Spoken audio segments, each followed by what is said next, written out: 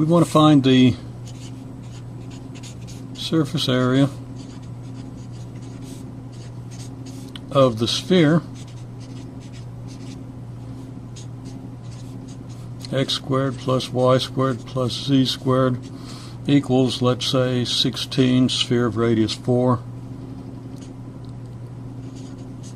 above the first octant. First octant being positive x, positive y, positive z. That would be just as easy to find the surface area of the sphere above the entire circle, above which it's defined in the XYZ plane. However, here's, let's say this is 4 on the x-axis, this is 4 on the y-axis, and here's 4 on the z-axis. Then we know that down here in the XY plane, the intersection of the sphere with the plane is just the circle. X squared plus y squared equals 4. Okay, so let's just say that's an arc of the circle, corresponds to the first quadrant. And similarly, in the xz plane, we let z equal 0, we get x squared plus y squared equals 16. So we have the circle of radius 4 in this plane. And similarly in the YZ plane,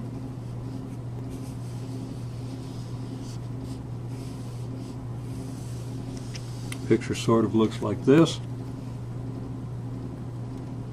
And I could make the picture look a little better by drawing some latitude and longitude lines, some contour lines along this figure, but we want to label some things, so I'm going to just leave the contour lines off and rather illustrate what happens on a simple delta x by delta y interval. So if here's our typical delta x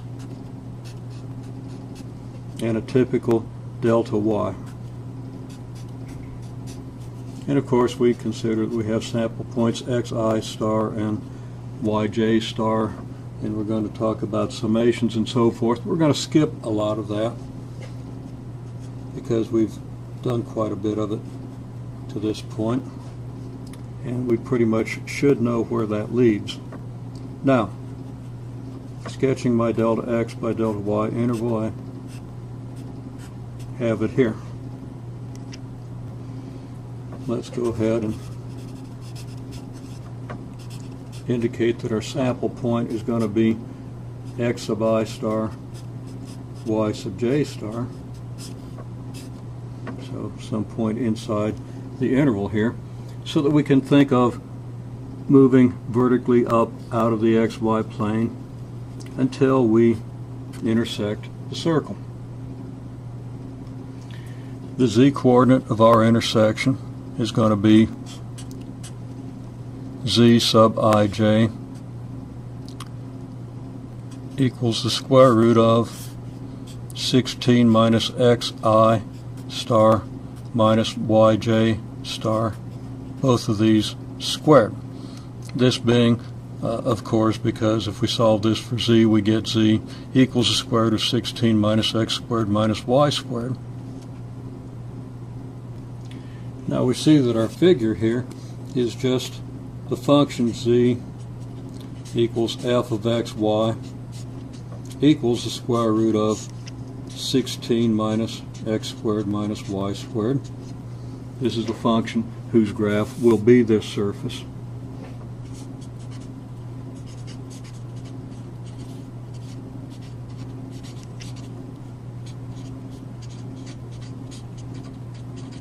So the function whose graph is the surface is this, and that's for, well, for a certain x interval and a certain corresponding y interval. We'll have to set that up. Equivalently, we'll have to determine the extent of the y interval corresponding to a given value of x, or alternatively the x interval corresponding to a given value of y. For right now, we'll simply say that x squared plus y squared can't be bigger than 16, because of course that would give us the square root of a negative. So we can write the restriction x squared plus y squared less than or equal to 16, and also the restriction corresponding to being in the first octant that x is greater than 0, y is greater than 0. Now the region above this delta x, delta y rectangle in the xy plane will, as in previous examples, be a region that we can sketch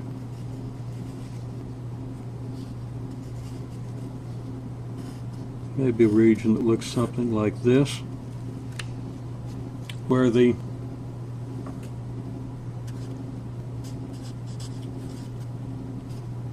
slope in the x direction is approximately fx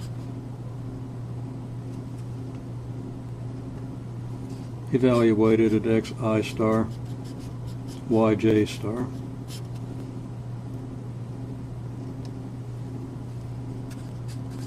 The slope in the y direction is fy of xi star yj star. So that as we move in this direction, we have a slope that's equal to the fx.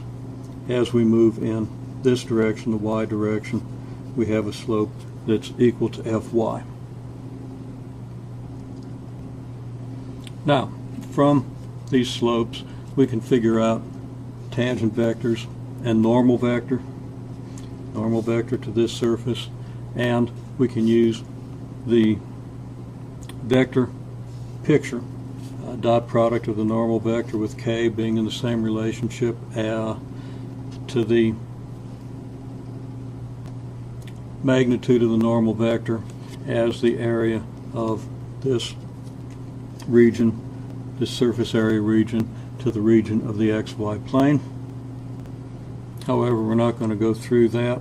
I'll put some dots here and just specify that the area ratio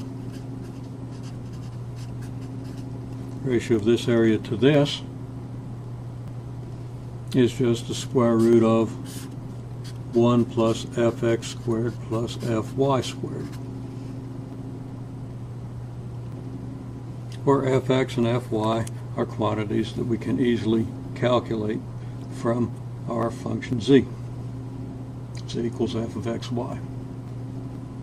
If we consider the partitions, we see that for any x between 0 and 4, we could have an x interval, and our